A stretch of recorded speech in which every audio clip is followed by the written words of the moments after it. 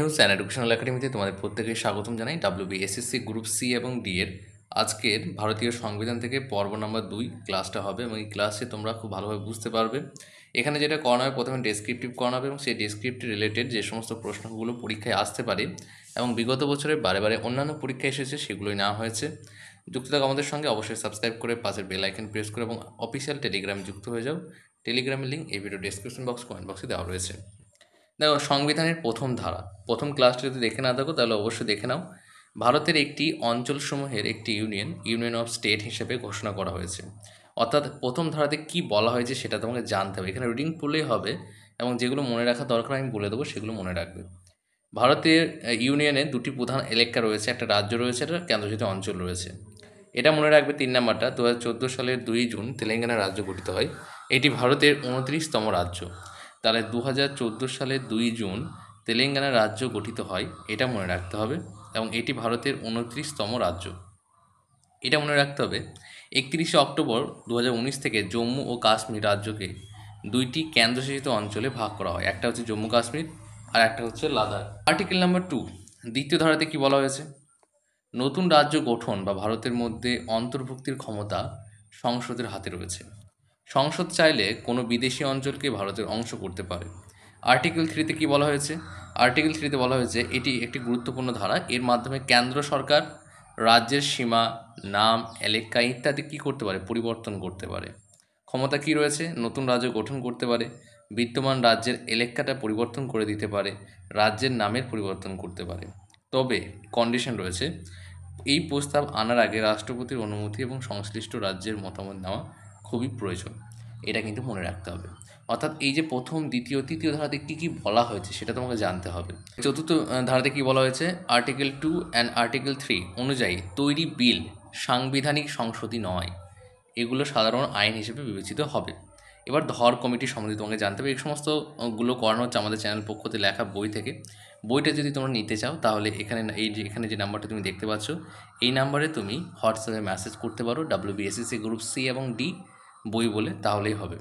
দেখো, ধর কমিটি হচ্ছে 1947 সালে ধর কমিটি গঠন করা হয়।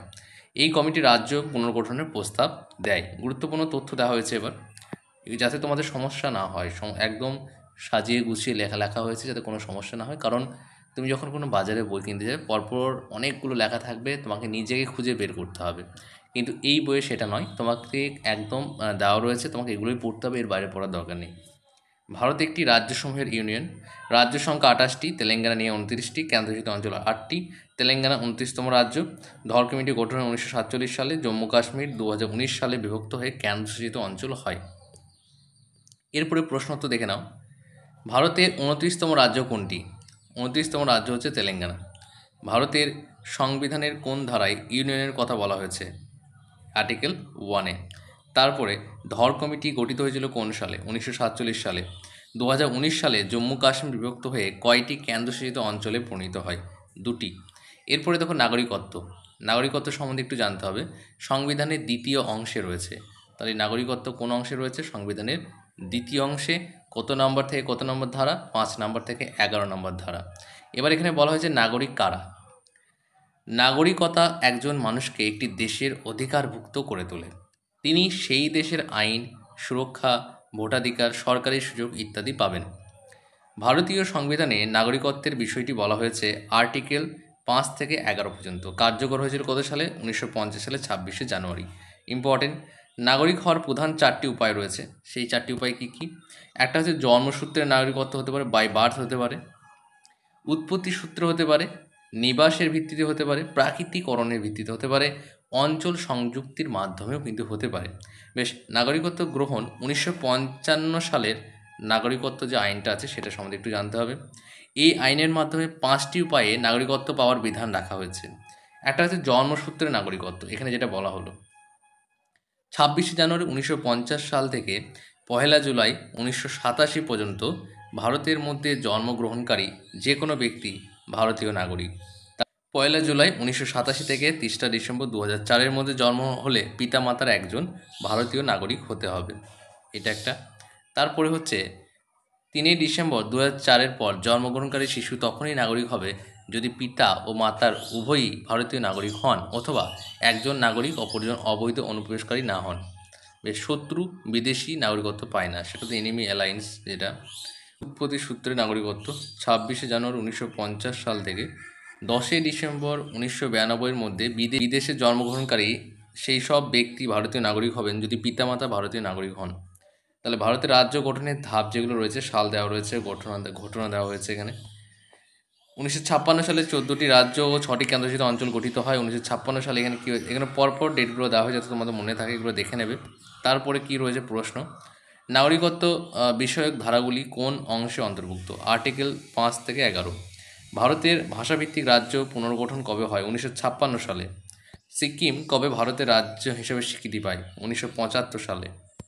জন্মসূত্রে নাগরিকত্বের ক্ষেত্রে 3 ডিসেম্বর 2004-এর পর জন্ম নিলে নাগরিকত্ব পেতে কী শর্ত প্রয়োজন? পিতামাতা উভয়ই নাগরিক হতে হবে অথবা একজন নাগরিক হলে অন্যজন অনুপ্রবেশকারী না হওয়া উচিত, হলে চলবে না। এবার নাগরিকত্ব বর্জন। নাগরিকত্ব কীভাবে পাওয়া যায় সেটা 5টা বিষয় রয়েছে। তাহলে বর্জন হয় কীভাবে সেটা দেওয়া রয়েছে। 1955 সালে নাগরিকত্ব আইনে 3টি উপায়ে নাগরিকত্ব বর্জনের কথা বলা হয়েছে। আত্মবর্জন মানে নিজে নিজে যেটা বর্জন, স্বেচ্ছায় নিজের নাগরিকত্ব ত্যাগ করে দেওয়া। পরিত্যাগ, বিদেশি নাগরিকত্ব গ্রহণ করলে ভারতীয় নাগরিকত্ব বাতিল হয়ে যায়। বঞ্চিতকরণ, সরকারের সিদ্ধান্ত অনুযায়ী নাগরিকত্ব বাতিল করা যেতে পারে যদি কেউ প্রতারণা করে নাগরিকত্ব পেয়ে থাকেন।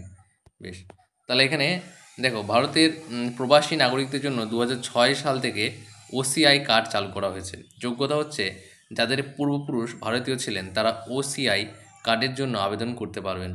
এটি মাল্টিপল এন্ট্রি, মাল্টিপারপাস এবং লাইফ টাইম ভিসা সুবিধা দেয়। এতে ভোটাধিকার বা সরকারি চাকরির অধিকার নেই।